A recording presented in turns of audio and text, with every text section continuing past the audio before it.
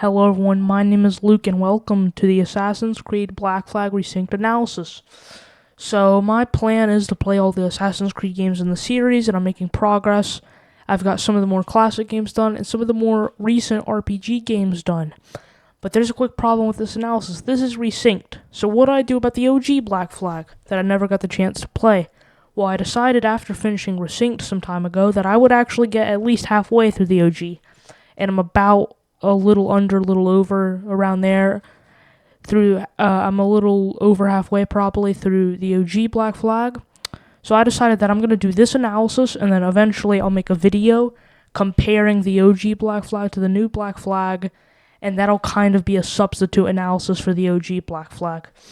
Since they have a very similar story, besides some removed and added segments or rewritten segments. And for context real quick, before we get started, this game takes place in 1715 to 1722 in the golden age of pirates or piracy in the Caribbean, and we play as someone from Wales named Edward Kenway. We'll first cover the combat and weapons, including the ship combat in this game, then stealth and parkour, then the map and setting, and then the story, which will include spoilers. So let's get into the Assassin's Creed Black Flag Resynced analysis.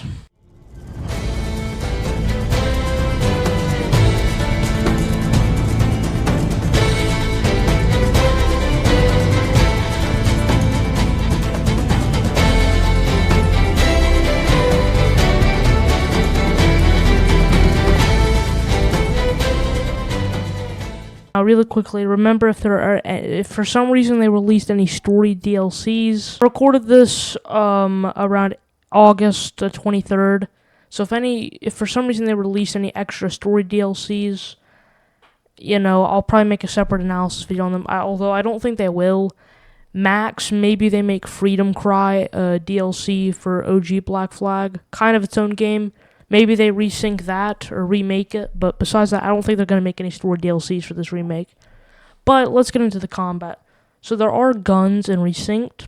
There are flintlocks. In the OG Black Flag, you could pick up muskets from guards, but in this game, you can only use the flintlock pistols.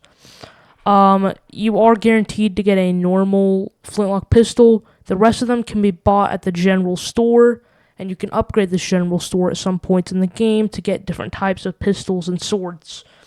The swords can also be bought in the general store, besides a couple default ones that you might get from buying the game, or just get them through the story. Also, of course, you can parry and block an attack, and if this block is timed right, the enemy will be stunned, and you can perform a takedown kill. So I think this is cool, but at times these takedown kills can be really overpowered, as if you just keep hitting these perfect parries, you can kill most of the enemies near you. Besides the really big guys with the axe, you usually can't do the takedowns on them. Or the chain takedowns, I should say.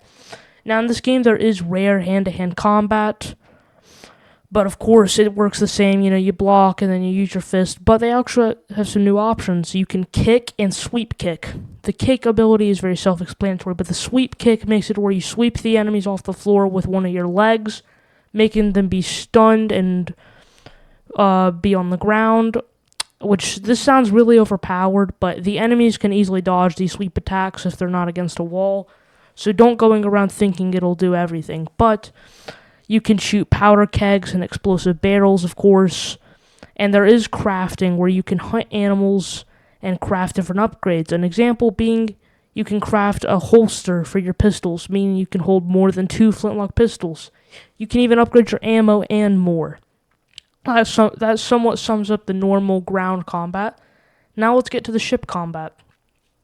So we sail on a ship named the Jackdaw for most of the game, probably about 40 minutes of the game we get the ship, and if you aim behind yourself, you can shoot explosive barrels, which will damage ships behind you. Then the front has these chain cannons, and then on the side, you have the normal round cannons that you probably think of when I say cannon. Now, you can upgrade the armor of the ship, and you can unlock something called a heavy shot. So to fire the round cannons on the side, you have to aim and then fire. Whereas if you unlock the heavy shots, it is limited ammo, and you can get more ammo by buying them. But to fire the heavy shots, you don't aim, you just click fire, and the heavy shots will unleash on your target. Again, this is not default. You have to buy this, and when you run out of ammo, you can buy some, or just find them by taking out other enemy ships. And it does a lot of damage, but it's way better close range than far range. Speaking of far range, there's these things called mortars. These are also limited ammo, but you can aim far away and fire a mortar, which does extreme damage to enemy boats / ships. But when you run out of ammo, you have to buy more ammo, and you also have the swivel guns, which are default, and whenever you fire at a ship with your cannons, a weak point will open, which allows you to shoot the swivel gun, which does some extra damage to the ship. And when the jackdaw is being fired at from enemy boats, you can brace for impact to save your crew and save some damage from your boat. And then if you want to sail fast, you have travel speed. Basically, depending on however fast you want to sail, you can raise more sails or lower them. And during storms, you cannot do the travel speed, which is the fastest one. And during combat, you can ram other ships. Those are some of the features of the jackdaw, but there are more. But that's for a different day. So let's get into the different ship enemies. We're going to go from weakest to strongest. Let me know if these are correct. I'm pretty sure these are the weakest to the strongest. Or it's something similar to this. We have like gunboats and schooners. Then we have brigs. Then we have the frigates. Then we have the man-o'-wars. The man-o'-wars are way more rare. And they have the most loot. But they're the hardest to take down. Now let's say you get one of these boats and you damage it enough to where the boat stops moving. You can either just sink the boat, or you can board it. When you board it, your crew will join you, and you can lower your wanted level. You can also take more resources depending on the size of the boat, and you can repair your ship or take members of the ship and add it to your crew.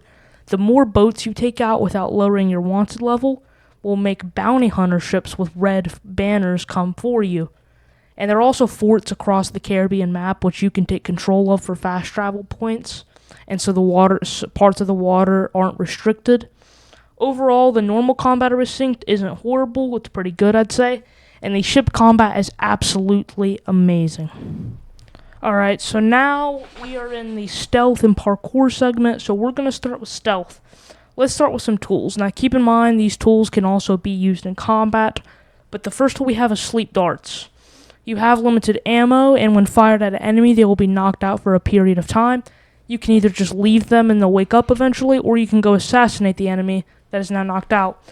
Then we have something very similar called the berserk darts. Same thing as the sleep darts, except when fired, it makes the enemy turn on your enemies, basically making it a temporary ally. Both darts are limited ammo, and when you run out, you can go buy more of them or find them in the open world.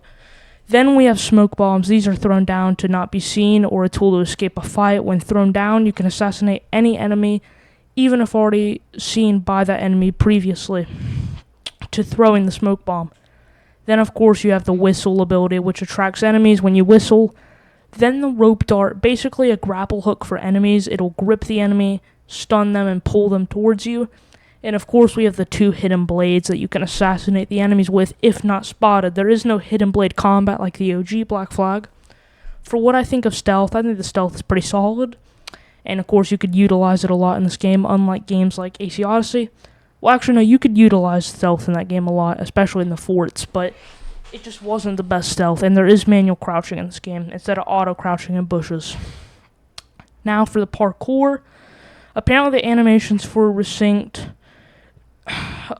they feel more smoother and better, and there is improved ledge grabbing compared to the OG Black Flag. I think the parkour is pretty good for this game, as Edward feels pretty fast, not slow like Avior from Valhalla, and the parkour in nature parts of the map, like with the trees, is pretty good too. Like an example at the very start of the game where we get Duncan Walpole's robes. That's an example of the nature parkour. That's pretty good. But of course, the parkour is better in major cities like Nassau, Havana, and Kingston. As for how I like the parkour, I think the parkour is pretty good, and the stealth is pretty good. Now, the map and setting of the game. So again, this game takes place in the Caribbean, golden age of piracy, 1715, 1722, and we play as Edward Kenway. Let's go a little more in depth now. So, here's a picture of the map. Look how huge it is. And there are 3 major cities: Havana, Nassau, and Kingston. Each of these cities feel unique in their own way, full of parkour and stealth opportunities, and there's also dozens of smaller islands across this map that have treasure, hidden caves, and even more. This map has open oceans for ship combat, sailing, and more. There are jungles and there are cities. There are plantations, which are stealth zone areas, and there are forts, which I already went over in the combat segment, and there are viewpoints that when synchronized you can fast travel to. So that kind of sums up the setting and map. Now let's go over the story. So all those other parts are very few spoilers, I would say. I just gave kind of a basic overview. But this part will have heavy spoilers as I am summarizing the story, so you have been warned. For one, they removed the modern day in the Resynced version, so I don't have any modern day to go over. But we start out as a pirate on a pirate ship or whatever in a fight with enemies, and we see an assassin. Our ship sinks and we go to shore and see that assassin. He says he needs to get to Havana, then threatens us, so we chase him down and kill him. We take his outfit and see a note. Basically, that man's name was Duncan Walpole, and he was an assassin who was becoming a Templar. So we decide to be disguised as this man to get money from the Templars, as we may earn a fortune, which is why we went here. Then we go to the shore and meet a merchant named Stede Bonnet. He takes us to Havana, and then we get in a bar fight and meet Governor Torres, who is a Templar, and Edward pretends to be Duncan, and we learn of the sage named Bartholomew Roberts and the observatory. Basically, the observatory is an Isu vault where you can view any person's whereabouts on Earth. If you don't know what the Isu is, basically, in Assassin's Creed lore, it's the precursor civilization to humans, and they also invented humans. And we pick up bits and pieces of lore about them across the games. And the sage knows how to use this observatory. And I think it also can open it or whatever. So, and the sage is a human, which is Bartholomew Roberts, just in case I didn't say that. We are then paid a small amount of money, and we are exposed as a fraud. And the Templars learn we are not Duncan, so we were captured with a man named Adewale, and we escape and get a small crew and steal a ship. We escape a bad storm and become the captain, naming it the Jackdaw, and Adewale is made our quartermaster. Edward and Adewale kind of have a bond, as you can see throughout the game. And we go to the Pirate Republic in Nassau, and some pirates are introduced. Blackbeard/Thatch, Charles Vane, Jack Rackham, and Annie Bonny, and also James Kidd. James Kidd is disguised as a male, because James Kidd is actually a female named Mary Reed, and then we also have Benjamin Hornigold. Then we kill our first Templar, Julian de Casse. We sneak into his plantation, we kill more Templars eventually, and then we rescue the sage. Roberts promises us with wealth and fortune.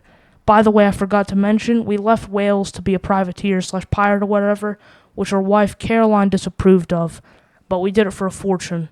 Then Hornigold and John Cockram betray us. They were Templars, and we track them down, killing them. Then Blackbeard dies. He was shot on a ship and stabbed. His last words were, "In a world without gold, we might have been heroes." Then Charles Vane betrays us. Then Jack Rackham dies in a failed raid, and James Kidd/Mary Reed and anybody are captured, and the Pirate Republic collapsed. Then Mary Reed in prison, she dies, which deeply devastates Edward, and Annie Bonny also survives. Then Adewale leaves our ship for the assassins, and we abandon our old selfish ways and our greedy ways for the assassins. Edward starts changing. Then once inside the observatory, Roberts, the sage, betrays Edward. So we kill Roberts, and then we track down Governor Torres and kill him because he was the Grand Master of these Caribbean Templars at this time. Then the ending. Edward returns to England and has a son named Haytham Kenway. And we also meet Jennifer, who was our daughter. And then there's a bunch of side quests for some of these other characters, but I'm going to go over my favorite one, the sad death of Stede Bonnet, our friend from the beginning. So, this is after the ending, but basically we go try and meet up with Stede Bonnet. But apparently, he died, and there's a whole thing about it. We collect his portrait and a dagger he bought back in Havana. I think this story is absolutely goated. I loved it. If I'm ranking Black Flag Resynced and OG Black Flag, they're both going in S tier. And I will see you all in the next one. Peace.